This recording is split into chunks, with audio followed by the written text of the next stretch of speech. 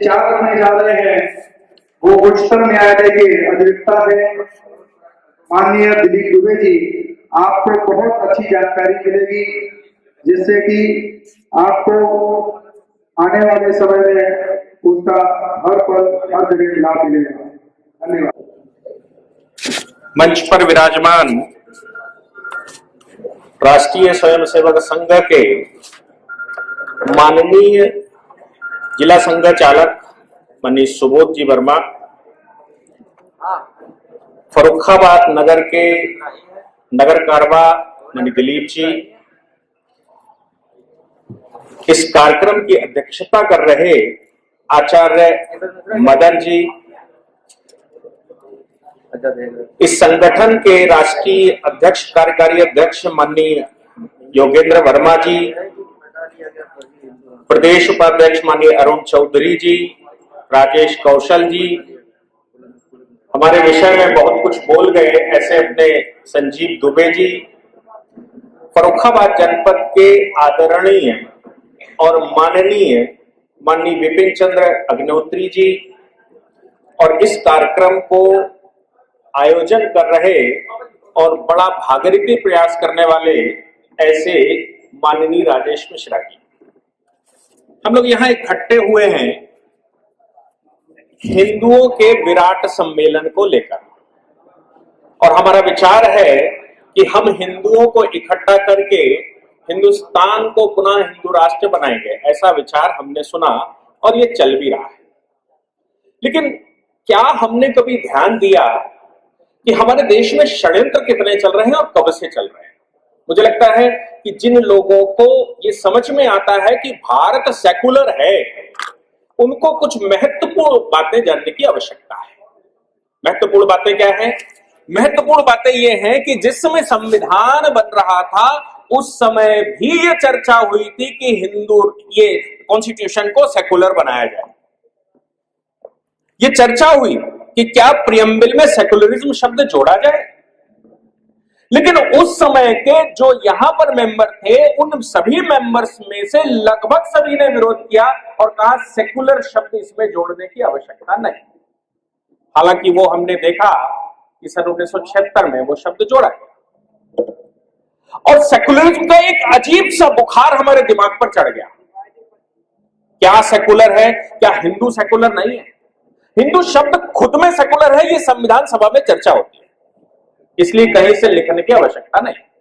दूसरी बात एक और संविधान सभा की थी, वो ये थी कि जब संविधान सभा का निर्माण हुआ 1946 में, स्वतंत्रता से पहले, तब उस समय 389 मेंबर थे, 389 मेंबर्स। उसमें मुस्लिम लीग के भी शामिल थे, कांग्रेस के भी शामिल थे, हिंदू महासभा के भी शामिल थे, और डिप्रेस क्लास पार्टी हुआ करती थी उसके मेंबर शामिल थे। कुल मिलाकर असेंबलियों से चुनकर भेजे गए सदस्य थे जिनको संविधान सभा में भेजा गया था। संविधान सभा में चुनाव के लिए कोई सीधा डायरेक्ट इलेक्शन नहीं हुआ, चुनकर भेजे गए, असेंबलियों से चुनकर भेजे गए। जब पाकिस्तान निर्माण की चर्चा हुई और पाकिस्तान के लिए जिन्ना ने बिगुल बजाया, जिन्ना मैं आपको बताऊं बेसिकली कांग्रेसी था।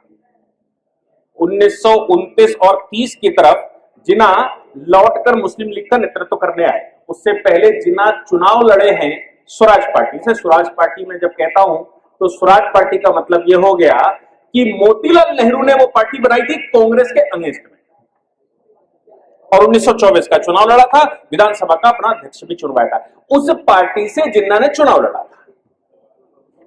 फिर जब वो ढाका से लोगों को बुलाकर 1906 में मुस्लिम लीग की स्थापना हुई, तब भी जिन्ना ने विरोध किया, लेकिन एक समय पर जिन्ना वापस आ गया था, मतलब मुस्लिम लीग का नेतृत्व करने लगा। आपको पता है कि इस सारी कवायद के पीछे अगर किसी एक डिस्ट्रिक्ट के व्यक्ति का नाम ले सकते हैं पूरे देश में कि इस मामले में उनको मुस्लिम लीग में लाने वाला, मुस्लिम लीग से संपर्क करवाने वाला, पाकिस्तान का निर्माण करवाने वाला कोई अगर व्यक्ति था तो वो आपके जनपद फर्रुखाबाद से था। फर्रुखाबाद जनपद से वो व्यक्ति था, पैदा हुए कहां? पख्तूनख्वा में, और उसके बाद वो हैदराबाद गए। हैदराबाद के बाद कायमगंज में शिफ्ट हो गए। कायमगंज में शिफ्ट होने के बाद उनकी पढ़ाई लिखाई अलीगढ़ मुस्लिम यूनिवर्सिटी में होने लगी और बड़ा भारी नाम उन्होंने अर्जित किया। जाकिर हुसैन भारत के प्रधानमंत्री हुए, भारत के राष्ट्रपति हुए और वो राष्ट्रपति के पद पर रहते हुए उनकी मृत्यु हुई। यानी कि अपना राष्ट्रपति का कार्यकाल पूरा नहीं काट पाए थे। ऐसे जाकिर हुसैन का जन्म फर्रुखाबाद से है। फर्रुखाबाद जनपद में वो नींव डाली गई पाकिस्तान की, ये हम सबको सोचना चाहिए, हम सबको देखना चाहिए, हमको सबको समझना चाहिए। हमारे बीच में एक बड़ी संख्या ऐसी रहती है जो लगातार कहती है कि साहब हम सेकुलर हैं।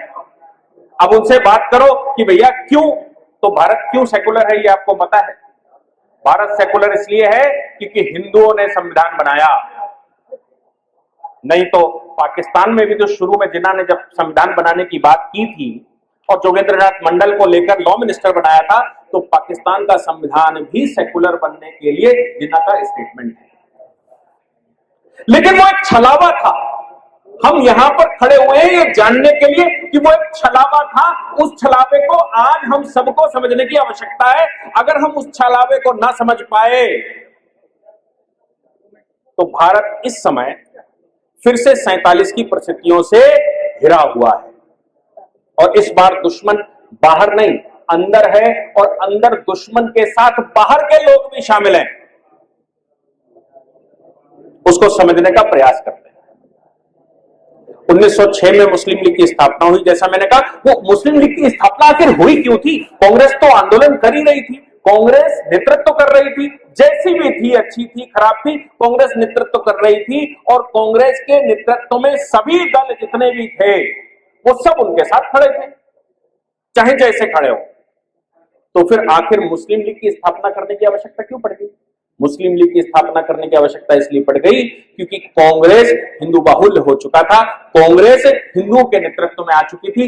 इसलिए इस्लाम का शासन हिंदुस्तान पर कैसे पुनः स्थापित हो और प्रभुत्व कैसे बना रहे, इसके लिए मुस्लिम लीग की स्थापना करी और ढाका से आगा खां को बुलाकर स्थापना करवाई गई। बहुत प्रयास किया। आपको पता है कि हिंदुस्तान में मुसलमानों को अपने साथ लेने के लिए, आजादी से पहले अपने साथ लेने के लिए, कि कैसे ये हिंदुओं के खिलाफ न खड़े हो, इसके लिए आह्वान किया गया। गांधी जी ने कहा कि हम खिलाफत आंदोलन छेड़ेंगे। आपको जानकर आश्चर्य होगा कि हिंदुस्तान का जो मुसलमान है उसको तो ये भी नहीं मालूम था उस समय कि खलीफा कौन होता है। क्यों? क्योंकि वो मुसलमान तो कन्वर्टेड था, उसको ना हिंदुइज्म में रहा और ना ही वो इस्लाम समझ सका। बस एक दिशा में चलता चला गया। उसको सिर्फ एक चीज कि हिंदुओं से नफरत कैसे करनी है, यह उसकी समझ में आया। इसलिए मुस्लिम लीग की स्थापना हो गई और कांग्रेस ने उनको साथ लेने के लिए खिलाफत आंदोलन छेड़ दिया। यह शर्त रखी गई कि हम तुम्हारा साथ तब देंगे जब तुम खिलाफत आंदोलन छेड़ोगे। खलीफा को तुर्की में, यानी खलीफा को टर्की में दोबारा बिठा दोगे। अगर कांग्रेस ये कहती है कि खलीफा को स्वीकार करते हैं, टर्की के खलीफा ही पूरे संसार पर राज्य करेंगे।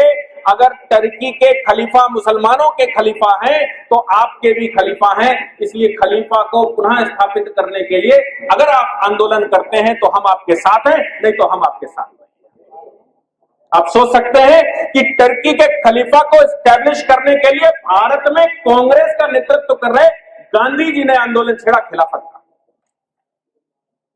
माहौल इतना खराब कर दिया गया कि बम कांड चल गए, क्योंकि खलीफा का बात थी भाई।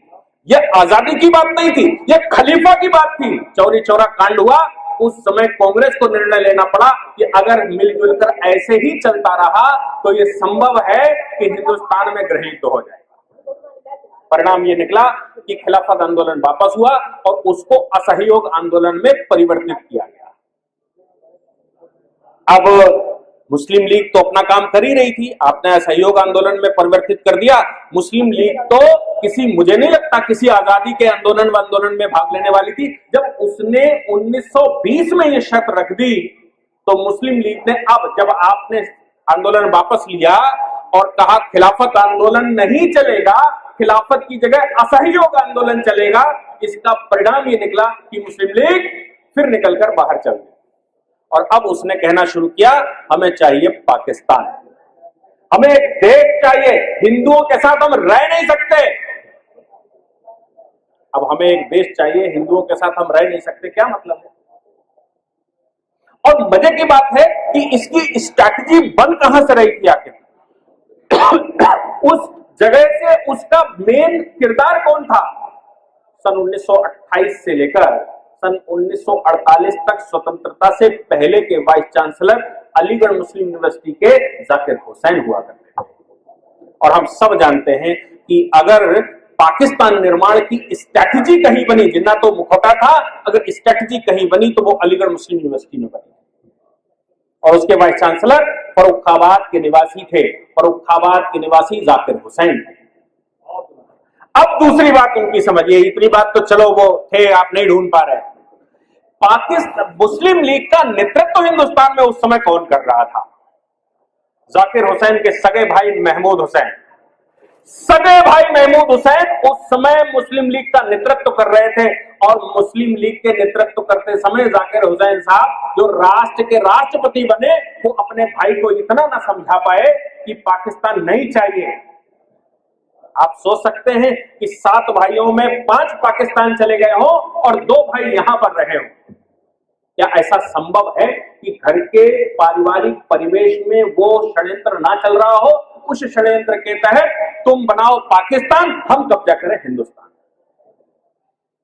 कहते हैं कि हंसकर लिया था पाकिस्तान और लड़कर लेंगे हिंदुस्तान। ले ही लेंगे, कैसे लेंगे, क्या करेंगे?